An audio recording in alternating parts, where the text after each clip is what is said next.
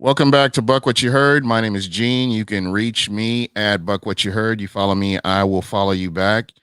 And I figured I would jump on here real quick. I know there have been a lot of roster moves that have been made, and I kind of wanted to chime in a little bit. I haven't really had a chance to, being at work. You're looking at your phone, and you're kind of trying to follow along as much as you possibly can, just to kind of see what's going to happen.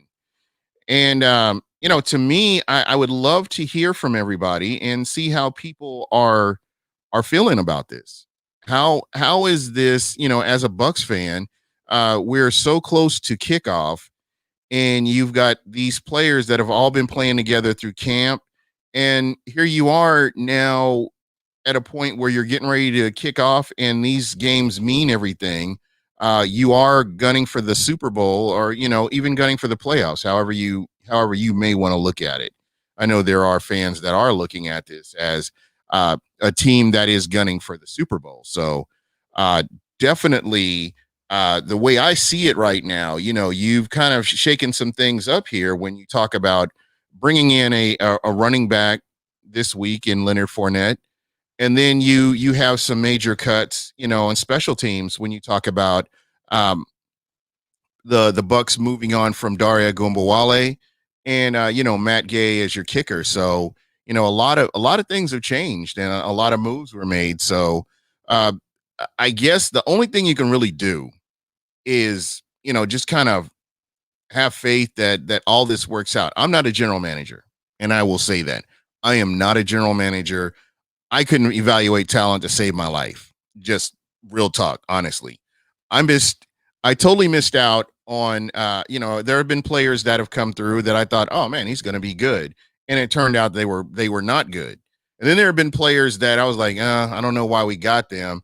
And they did turn out to be good. And you know, I've been on both sides of it. So personally for me, I just kind of take a step back and I'm like, okay, let's see what's going to happen here. Let's see how this is all going to work out. And we will, I guess we're all in this together, just going to try to figure out what's going to happen, how all this is going to work out. I mean, when you look at some of these moves, the one thing that concerns me, Adam Davies says, kicker bites the dust. There we go. So, that's you're right. I mean, what do you do? I'm going to be very honest. I've never been a Ryan Suckup fan. Never have been. I guess to me he's okay. Uh, the Bucks have had kickers in the past, and they haven't been half bad. So I don't know. I again, it's just one of those things. We'll see what happens. I'm not gonna invest my feelings in all this. I would rather see how this all plays out throughout the season. So I'm trying to keep emotion out of this and trying to keep my logic out of this, because to me, when I look at the special teams position, it's a position that we haven't talked about in the offseason. We haven't really talked about it at all. It's been basically overshadowed by defense and offense. Tom Brady, uh, Gronk, Mike Evans, whoever you want to talk about, we have not really touched heavily on the special teams of the Tampa Bay Buccaneers. And to me, that is something that I will be keeping an eye on, because regardless of what you think about a football team, you have to have at least decent special teams in order to be successful. Uh, some of the other moves that were made, it really kind of goes back to what I've been saying about depth. I'm looking at this team and thinking, man, depth is going to be a key factor here, going through the season. And now I've got to get my NFL Jesus out and pray to him every game that the Bucks don't have any significant injuries. Because when you look at this team top to bottom, I mean, the tight end position is pretty set. You've got depth there. The running back position, now with the emergence of Leonard Fournette, you've got depth there now. So those are two positions that you're not really having to, I don't know, you're not really having to concern yourself with. So um, kind of the way I look at it right now is these guys know better than me. Jason Light knows better than me. Bruce Arians knows better than me. Todd Bowles, Byron Leftwich. They all know better than I do. I'm just an outsider looking in, basically, and that's pretty much how I feel about it right now. But there were some really good players that or some players that I felt like could have really contributed to this team, and I really expected more out of them. And I think COVID COVID played a huge factor because I think COVID took away from reps and time that players could have gotten to go out and show exactly what they can do. And then you're just limited on the time that you have to really evaluate talent. So this season and the draft next year is going to be crazy because you can't have scouts out there. There's nobody to scout right now with college football the way it is. And then, how does that play into the draft? The just little things like that. I mean, even now, you can't have a scout. You can't go scout another team. You can't do that because of COVID. So you're kind of having to base everything on game film. You're having to base everything on prior knowledge, and it's going to be interesting. This is really going to show who the real coaches are, who the true coaches are that can actually get their teams ready for a game, regardless of whether they have all this information in front of them or not. They will definitely have to invest a lot more time in game film to make sure that they are up on all the opponents that they're going to face. Yeah, but I know that I've taken shots at Dare, but to be very honest, when you look at what he's done on special teams, just special teams alone, I thought that uh, you know, I thought he would have had a spot on this team. I didn't look at him as a threat as the starting running back or anything like that. But when you have a Shady McCoy and then you have a Leonard Fournette and Ronald Jones, that's quite a combination as far as the running back position. And I don't know. I'm even hearing talk, and I've read a couple of articles where they're talking about Ronald Jones may not be the starter for very long. So uh, again, it's all up in the air. But at the end of the day, it's all about getting to the playoffs. It's wins and losses. Execute when you're whatever the play is that's been designed for you. Execute. Go out and make that play. Go out and do what you need to do. And that to me is way more important than a lot of this other stuff. So, again, Bruce Arians, and I'm sure Jason Light both have really thought this through as to who they're going to keep and who they're going, who they were going to let go. And I think what are we down to? I think we're down to 7 more players before the Bucs hit that 53-man roster, I believe. I'm not sure. I had to check on that. So we're looking. Saturday's the deadline, and it's going to be it's going to be interesting to see who else makes this team and who stays and who goes.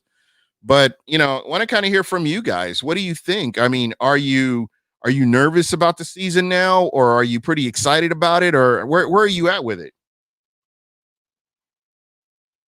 Yeah, and Adam Davies from UK Bucks. Thank you so much for checking us out. Yeah, I'm definitely I'm right there with you. I realize that you only have so many spaces, and I figured as much as he contributed to special teams, I'm guessing there must be some players right now that have really stepped up that they feel like they can, plug and play these players and get the same production as they would have out of a Dare Ogunbowale. And again, his contributions to the Bucs, it will be missed.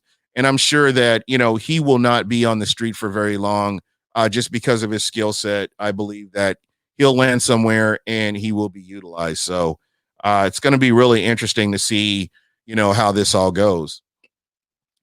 And not to change the subject too much, but it looks like the New Orleans Saints are trying to bust some dope moves on their end here, and in grabbing Jadeveon Clowney as they're in the lead as the suitor for in the New Orleans Saints is in a position to go ahead and grab him. So we're going to see what happens there. The NFC South is really heating up. It really is. I mean, this is like arms race where you've got all these teams and they're trying to He's trying to get stacked up and try to make that run for the NFC South. So this is going to be a fun season. The one cloud that hangs over everything, as I mentioned before, and I've been mentioning all off season, is COVID-19. And folks, this is real. I have a family member that just got out of the hospital yesterday from COVID-19, and she's on an oxygen machine right now. So it's just crazy. Triple bar, yeah, Matt Gay did get cut. That was one of the moves that was made. And again, right, I believe as it's been mentioned a couple of times. I think Jenna Lane mentioned it. I saw Pewter Report. People are alluding to Suck Up as your kicker for the season. Not like I said, I'm not 100% sold on the guy, but we'll wait and see. We should be used to rotating kickers, and it shouldn't be anything new to anybody else. So just one of those things. This is the NFL. This is the Tampa Bay Buccaneers. This is what they do, and hopefully something good will come of all this, and everybody can put everything together and really make that push to get to the playoff, at least get to the playoffs and get deep into the playoffs. So that's kind of what we're actually looking at here.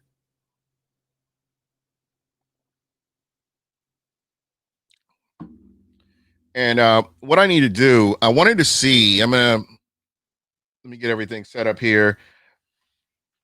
Um, I'm gonna put the phone number out here again. I want to make sure that if anybody wants to call in and talk about what's going on, feel free to call in. Um, I'm sorry. I'd gotten off work and I was kind of trying to get everything set up. Let me give you the number. I'm going to put the number out here right now for you to call in if you want to, and we're going to make this happen. Let's see.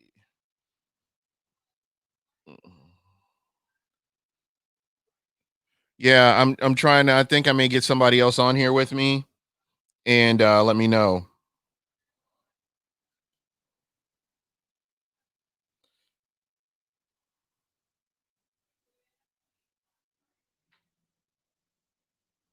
All right, all right. So I've got that, and okay, the phone number.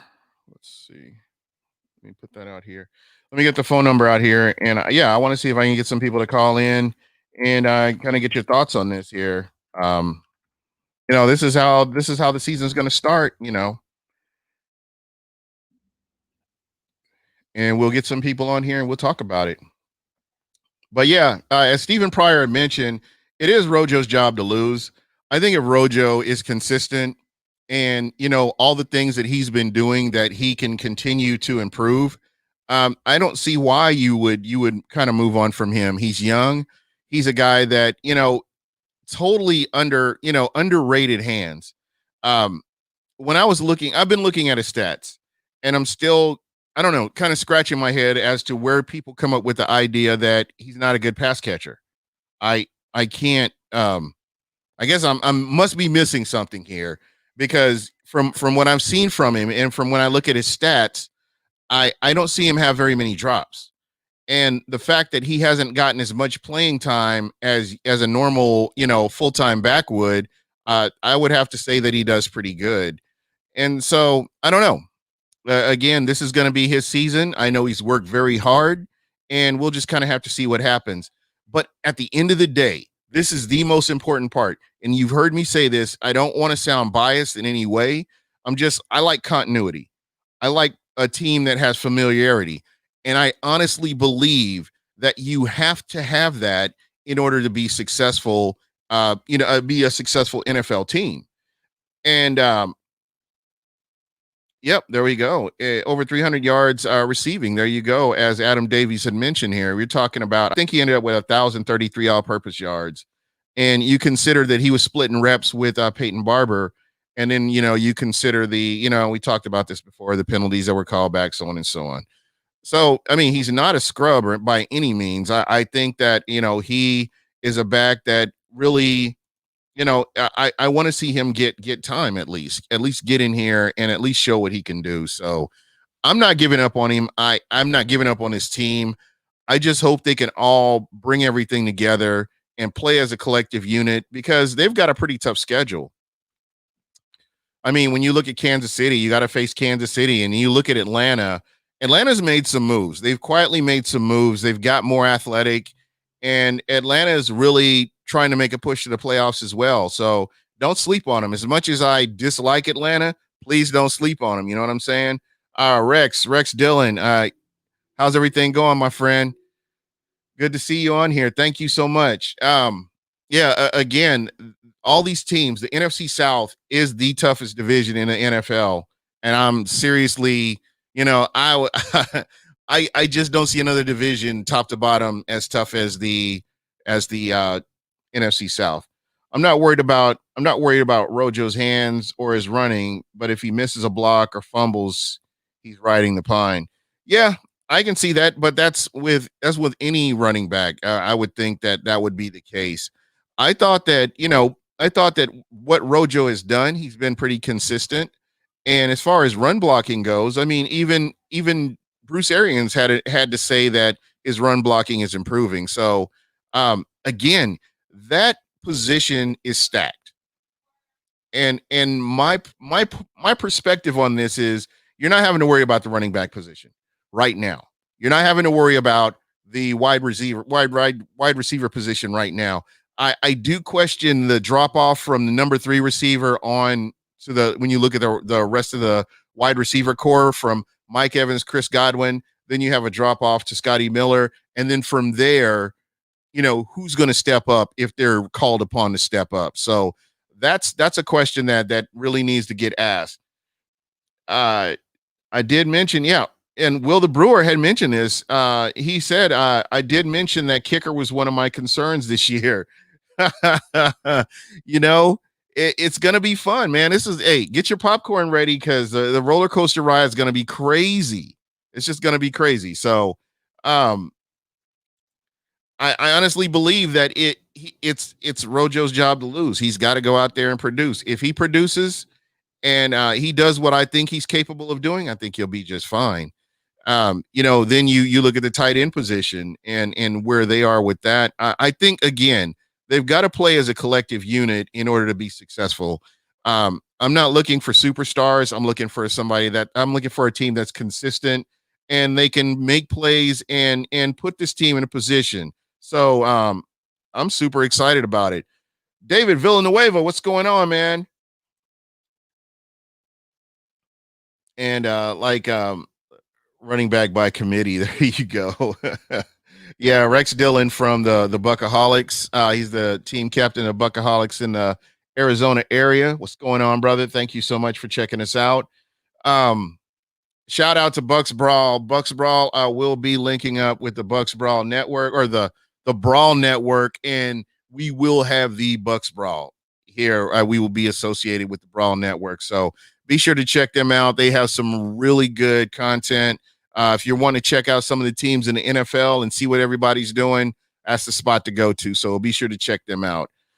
Then we want to talk about defense, and I really want to know what you guys think about the Buccaneers defense. And let's forget about the starters.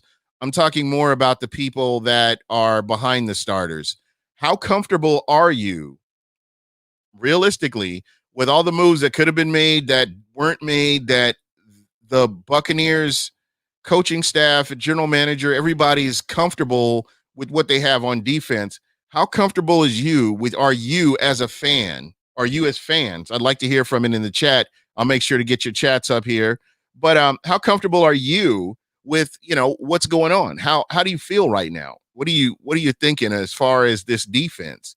And I'm not talking about the starters. I'm not talking about your Vita Vea, Dominic and Sue, JPP, or any of those guys. I'm talking about the guys that may have to come in and sub for him at some point. How do you feel?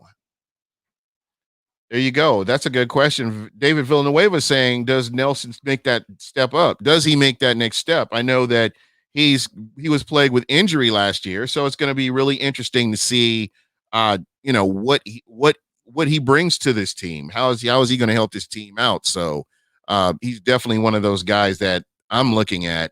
Um,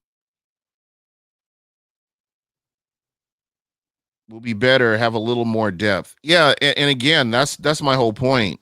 I mean, when you look at that starting line, that front seven, um, those starters are solid, and I'm not taking anything away from those starters.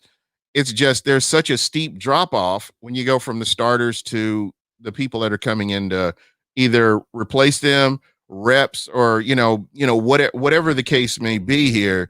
That's just my concern. So that's kind of what I'm looking at is where are they? How are they? But again, it remains to be seen. I'm not passing final judgment on anything.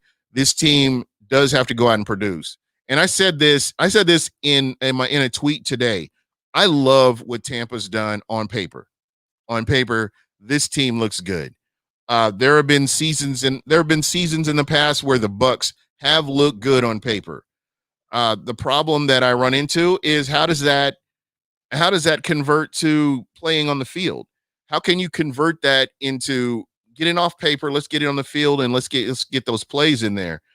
How does that happen? I mean, how do you have to, number one, as Rex is talking about, take care of the football.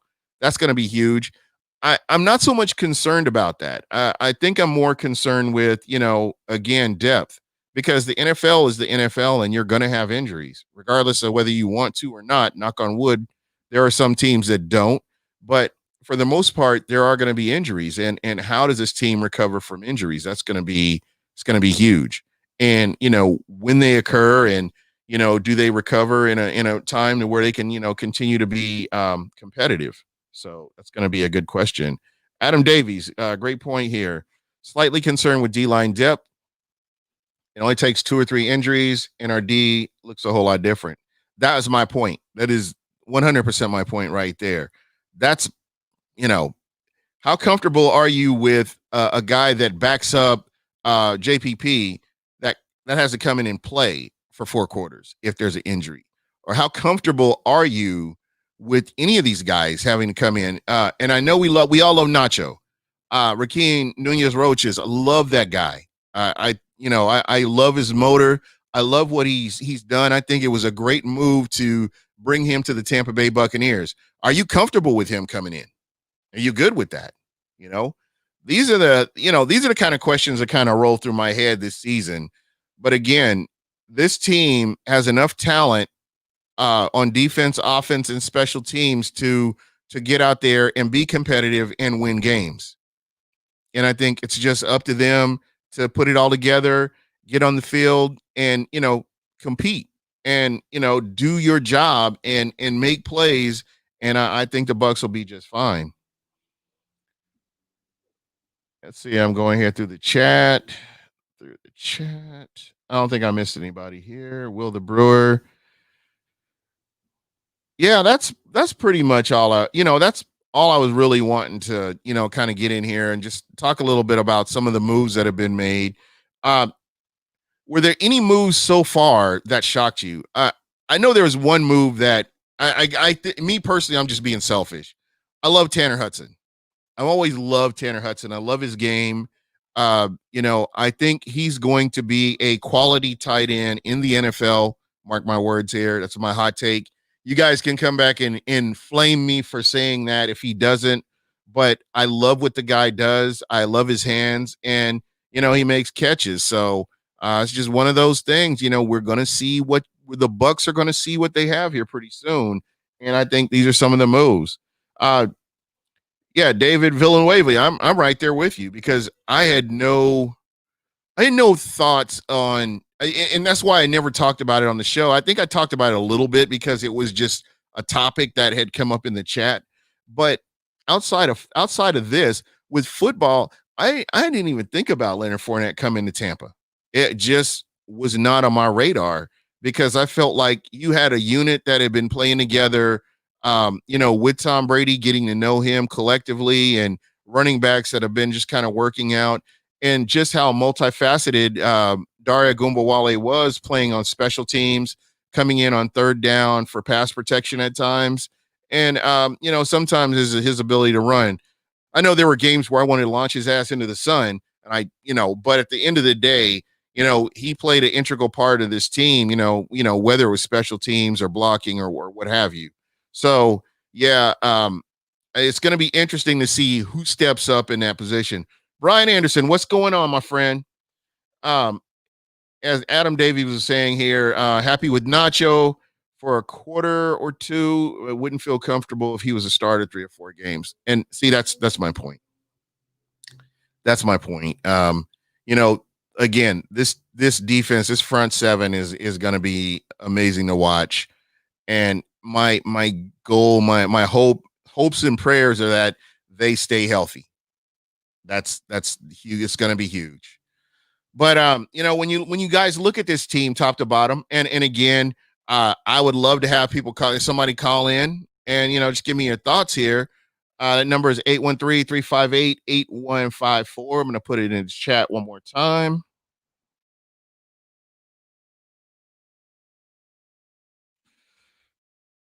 Yeah. So yeah, Divinity actually did make it. Brandon Fuller, sad to see Dari go. He was a rider. Again, he's one of those players. He's gonna land on his feet, and I think he'll be just fine. I'm not too much worried about him. He's a very talented player. He was a captain on special teams, and that tells you a lot. In the NFL, if you can be a captain at any position, that's gonna be spot on right there. Yeah, Ken Barrett's asking me about something here. Give me a second.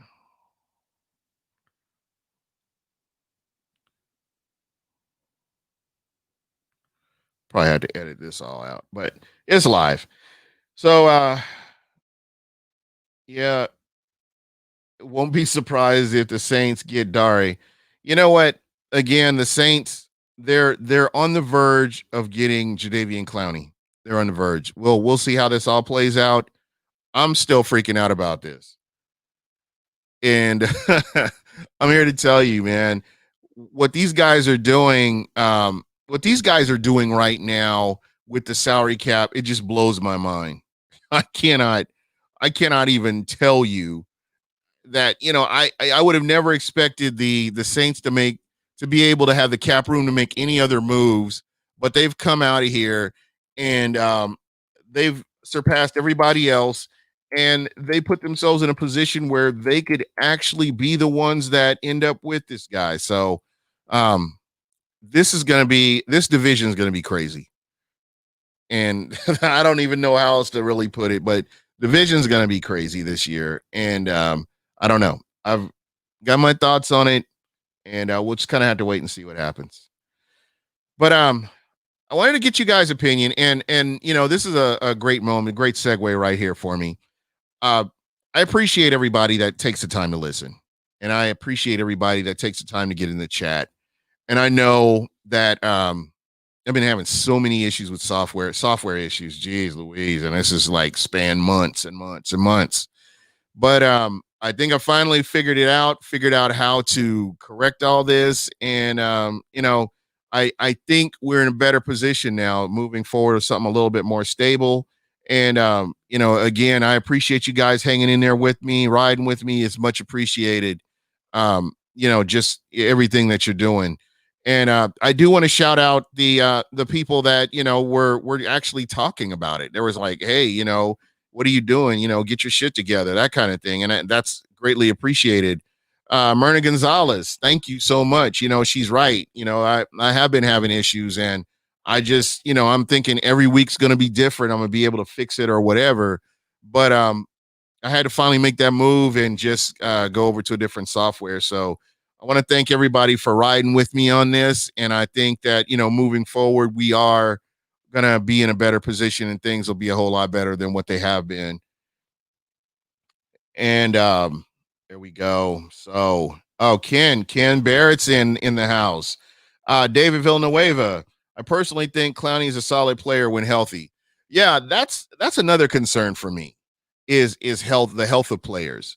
When you look at a player's body of work, like I look at Jadeveon Clowney and how he started out his season, is kind of reminiscent of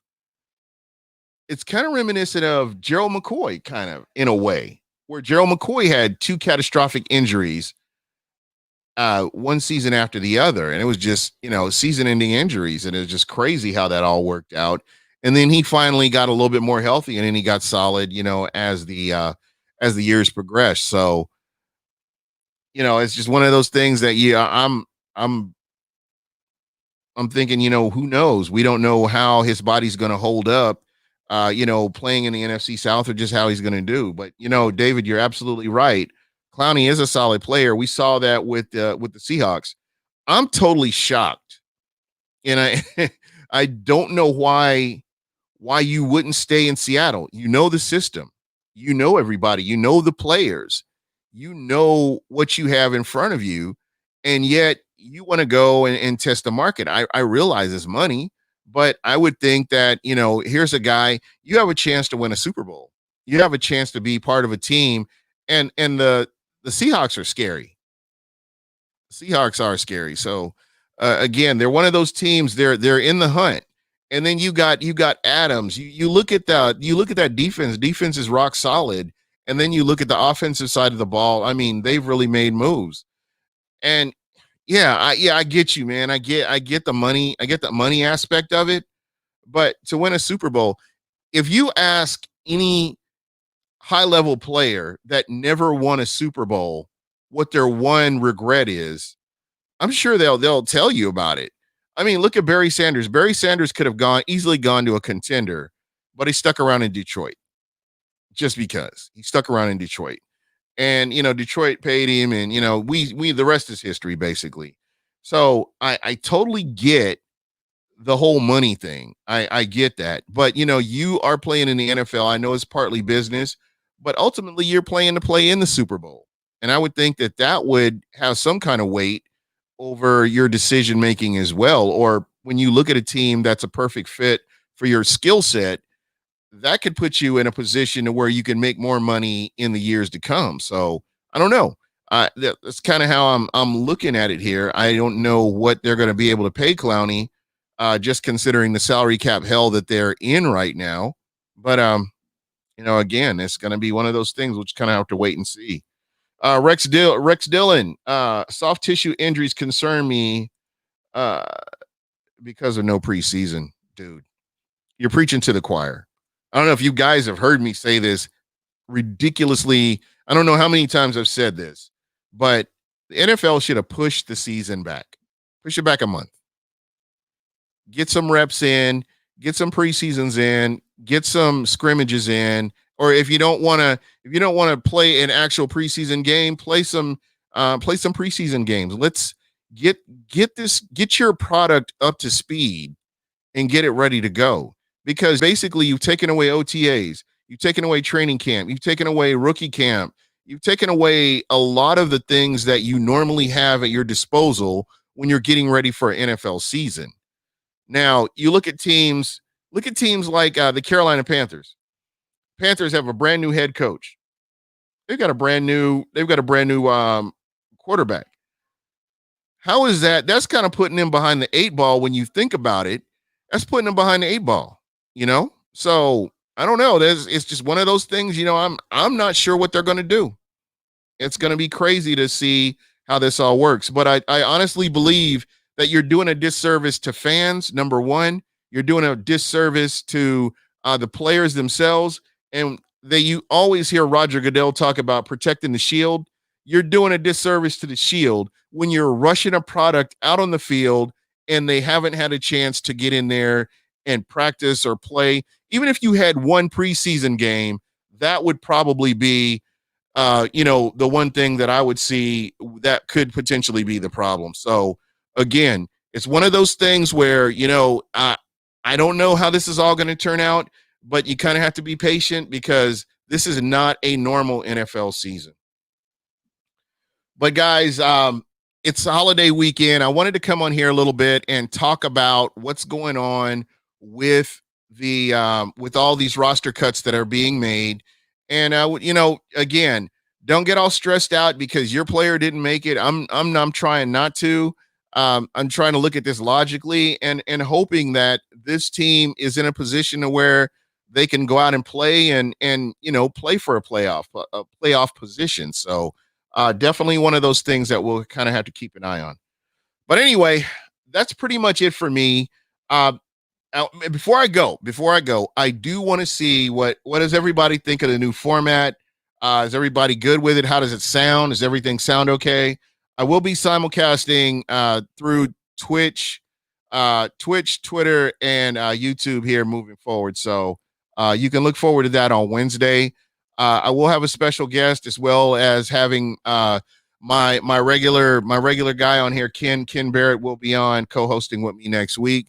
So we're getting ready for the season. Well, thank you, David. I appreciate that. And guys, I'm doing a pick'em league, and I wanted to see if anybody is interested in doing a pick'em league. Let me know. I will set everything up. And if you're following me on Twitter, hit me up on Twitter. If you're not on Twitter, if you're not on social media, go ahead and email me at Buc What Ya Heard at Geotab. Jesus Christ. Talking work here. Buc What Ya Heard at gmail.com. And yeah, just let me know. Let me know what you think. And give me your email addresses and everything. I'll get everything set up and I'll get the links out to everybody. But I do want to try this Pick'em League. I think it'll be kind of fun. And we can all compare notes weekly. I think it'll be great.